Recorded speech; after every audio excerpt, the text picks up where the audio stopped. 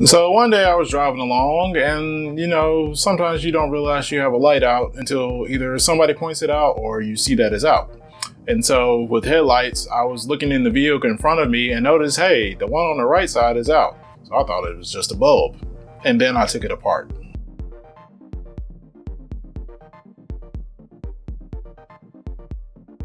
What's going on, YouTube family? Thanks for checking out the Almost Engineer channel. My name is Kenny and welcome back. So if you are here for the first time, please be sure to subscribe by clicking the subscribe button below. So as I mentioned, I was driving down the road looking in the vehicle in front of me and I saw that, hey, one of my headlights is not on. And so one day I actually got around to disassembling everything only to realize the bulb was perfectly fine. And as a matter of fact, the filament was still intact. What had happened was the socket itself actually had burned out.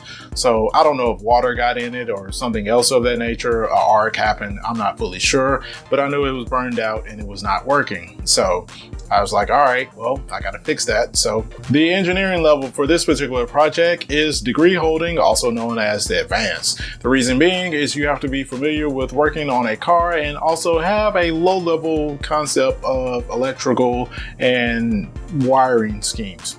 The vehicle that I'm having is my 2013 Nissan Altima. However, this procedure, even though if you may not have an Altima, will still be the same in regards to how to replace the socket. The tools that you'll need for this particular project are a tire wrench to remove the tire, as well as a tire jack to raise the vehicle.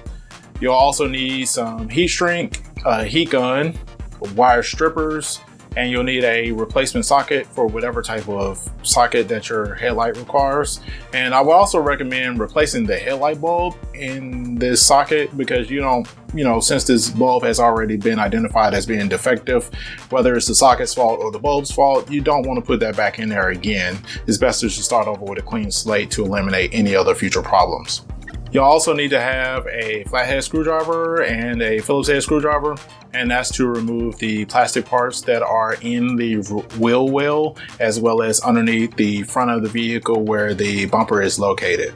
So the first thing I did was to jack up the vehicle and remove the tire. And so I loosened the lug nuts, raised the vehicle up, and then took the tire off. That would give me a little bit more room to actually work in the area where the headlight is. This is not a mandatory step, but again, it gives you more freedom to be able to get your hands in there and to gain greater access to the headlight.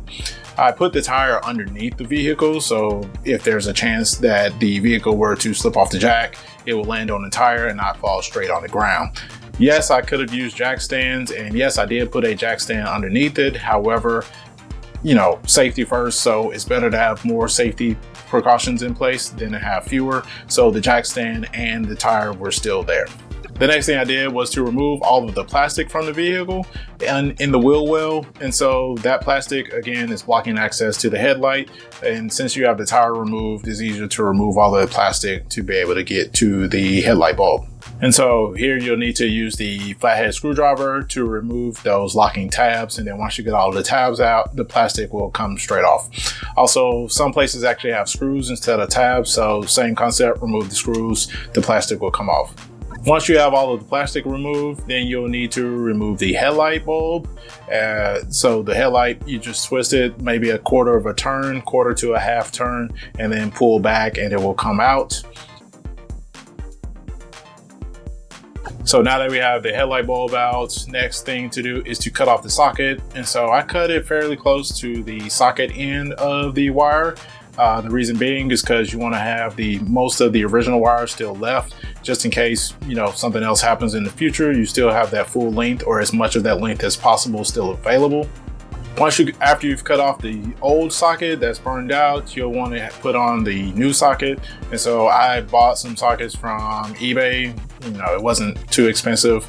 And I bought, actually, they came in a 2-pack. So even though I only needed one, I bought 2 in case something happens to the same socket again or a different socket. I have an extra one. And so basically there's a red wire and there's a black wire, and the same thing on the headlight. There's also a red wire and a black wire. The red is your hot, obviously the black is your ground. And so I just continued on. If you have a different color hot wire, use the red wire to that particular hot wire. The black wire is 90% of the time always going to be ground. So make sure, if anything, you always connect the black to the black, and then whatever other color connects to the hot. And so you can solder the wires on together. I did not solder them in place because of I could not, the level of effort trying to get a soldering iron in such a tight space was a lot for me, in addition to having to set it up. And I know my soldering skills, they are not great by no means. So essentially I twisted the ends of the wires together and made sure that they stayed together. And then I also used the heat shrink and put that over on top of it. So when you're using heat shrink, be sure to put the heat shrink on first before you solder or twist your wires together. Otherwise, your heat shrink will have a gap in it if you try to cut it, and it won't actually shrink the way it should. So put the heat shrink on first, then do whatever, whether you solder it or twist them together to connect the wires, and then go from there. Then once you have put in the heat shrink, then install the light bulb and then confirm that the light bulb works successfully. So basically I put the bulb on and then went to the headlight switch and twisted it on. The other way that you could do this is to use a voltage tester and connect that voltage tester to the headlight socket and make sure that you are reading around 12 volts or 14 volts. Somewhere in that range is acceptable. And here is another example of me testing the headlight. And as you can see, it switches on like it should and then switches back off. Once you've confirmed that the headlight is working like it should, then you can reassemble everything back together and you are good to go. So hopefully this video has given you insight how to replace a headlight bulb socket. If you have any questions or any issues with installing your socket on your vehicle, you can drop those in the comment section below and I will respond back to you. If you're interested in reading articles about topics like this or others, please be sure to check out my website at thealmostengineer.com. Thank you.